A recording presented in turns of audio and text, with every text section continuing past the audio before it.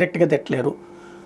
పుట్టినప్పటి నుంచి వామపక్ష భావజాలంతో పెరిగినటువంటి వాళ్ళు, జర్నలిజం అదే కోణంలో నుంచి రాసిన వాళ్ళు యజమానులు అయిపోయారు కూడా. వాస్తవంగా కార్మిక వర్గం కమ్యూనిజం కాదు, ఇక్కడ యాజమాన్య వర్గ కమ్యూనిజం మీడియాలో ఆంధ్రాలో.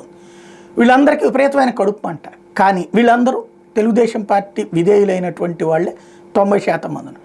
ఈ విధేయతని తెలుగుదేశం పార్టీ పట్ల విధేయత ఉంది కాబట్టి ఆ విధేయతతో బీజేపీని ఏమనలేక, అలాగని మోడీ ఎదగడం కానీ బీజేపీ ఎదగడం కానీ ఇష్టం ఉండదు.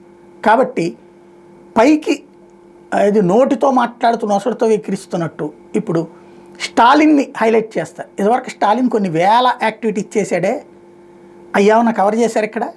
ఇప్పుడు ఎందుకు పదే పదే స్టాలిన్ని హీరోని చేసి చూపెడుతున్నారు? నిన్నగాక మొన్ననే కదా మనం ఇక్కడ పొంకాను కథనాలు రాసి ఏళ్ల తరబడి డిబేట్లు పెట్టేశాం.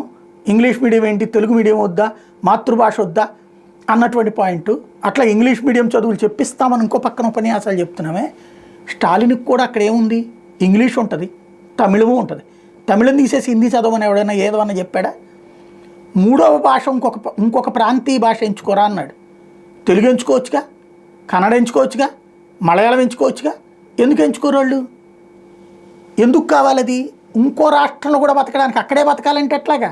ఇప్పుడు ఆంధ్ర నుంచి పోయినోడు చెన్నైలో ఎట్లా బతకాలా, ఆంధ్ర నుంచి పోయినోడు కర్ణాటకలో ఎట్లా బతకాలా? అక్కడ భాష తెలియదు, మనోళ్ళే అక్కడ ఉంటే బతుకుతున్నాం, లేకపోతే ఎట్లాగా? హిందీ రాష్ట్రాల్లో ఇంగ్లీష్ ఇంటర్ భాషగా పనిచేస్తావు, అక్కడ హిందీలోనే అవగాహన ఉండాలి, చాలా తిప్పలు పడాల్సి ఉంటుంది.